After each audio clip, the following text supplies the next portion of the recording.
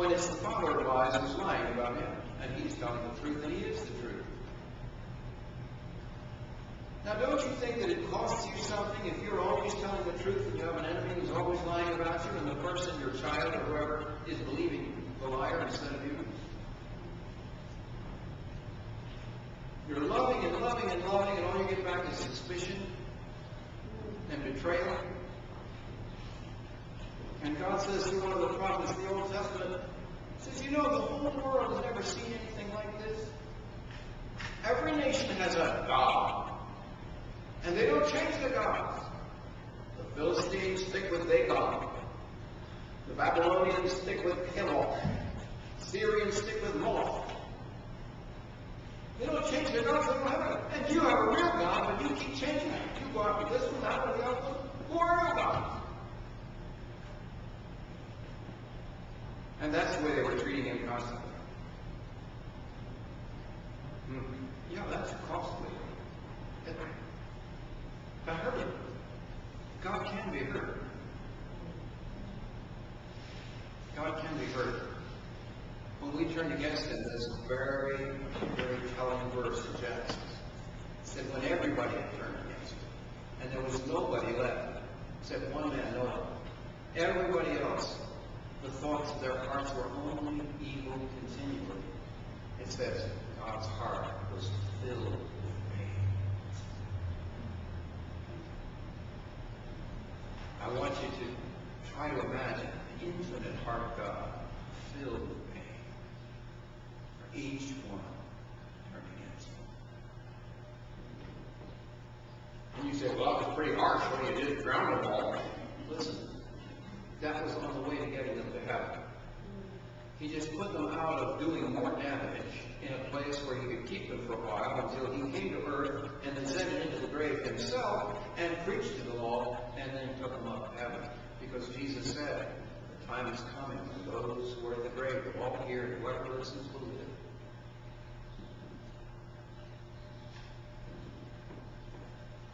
Yes, it was costly for him. There was a sacrifice. God made it. He offered himself as the sacrifice.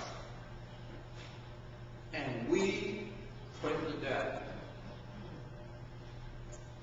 He could have called in 12 legions of angels. We've talked about this before. You know what one angel can do. 12 legions is 7,200 angels. No, more than that. Yeah, 6,000 angels. 72,000 angels. 6,000 people in a legion. 72,000 angels. He could have fried the planet.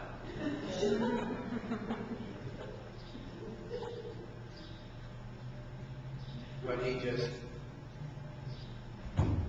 Judas came after him with the band. And he said to Judas, first words out of Jesus' mouth to Judas, friend. He said, friend, why are you here? Give him a chance to change his mind. Give him a chance to say in front of the band he brought, well, we just came to see if you're okay, because there were rumors in the town. So the priests were after you, so we just came to make sure. He gave him a chance. But Judas went right ahead with the betrayal. And Jesus said, you know, here you are with sticks and stones to take me. I was in the market,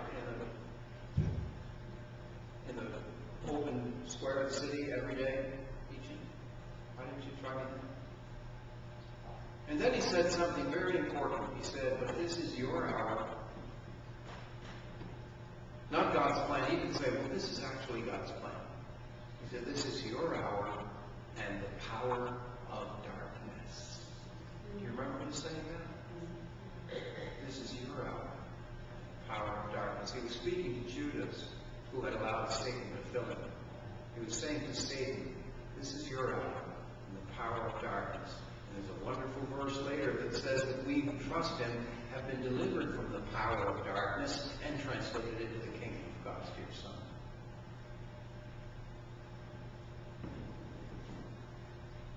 We did not buy grace. We didn't deserve grace. We didn't sponsor grace. We didn't originate grace. We didn't even ask for grace. We certainly didn't invent grace. But grace is what God shows us. That's point 3. Point 4. Let's talk about doubting grace. That's what mankind had done from the beginning of history, from Adam and Eve. God's grace was there. He put them in charge of the world, put them in the middle of this marvelous garden, and said, there's one thing you mustn't do. That's a dangerous tree. He didn't say, that's my tree, you mustn't touch it because it's mine. He said, that's a dangerous tree. That'll kill you. That's why I don't want you to touch it. And along comes Mr. Fast Talker. He says, and he does his fast talking number. And what do Adam and Eve do? They doubt God's grace.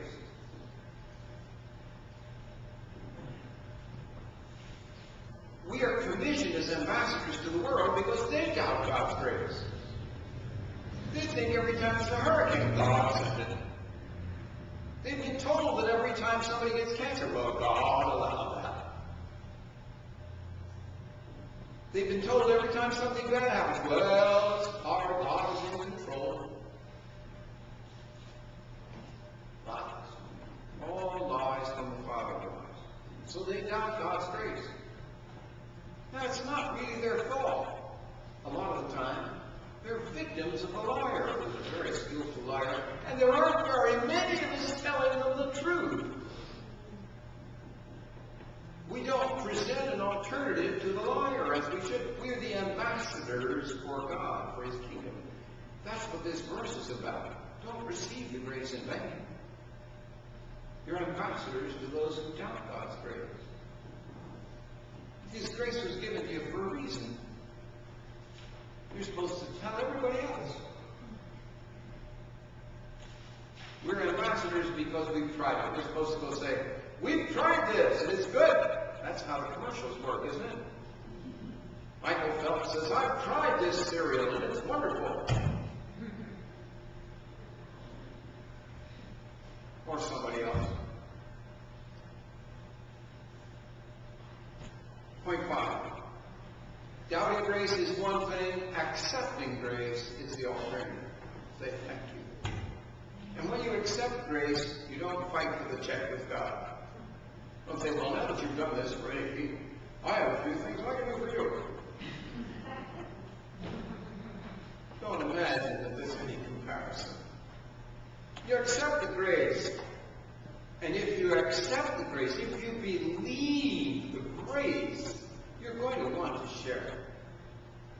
I have told you before, and I've told many different audiences over many years, the time when I was out preaching to many different churches.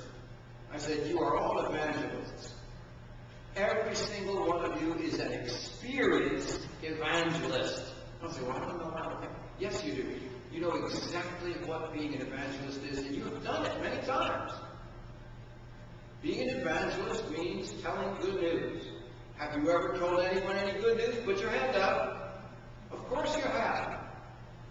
You've called up and said, have you heard? She's had a baby. It was fine. Right? Haven't you done that? You called and said, hey, there's a great sale on here. They're selling this for that. I found an honest car mechanic. You ought to go to my mechanic. He's pretty good. You've all shared good news. Because you believed the good news. You knew that it would do your friend a favor if he would come to your mechanic instead of the guy who was ripping him off. And you're an evangelist. We've tried it. Now, that leads to the next point, point 6. We're up to 6 now. Yeah, we've tried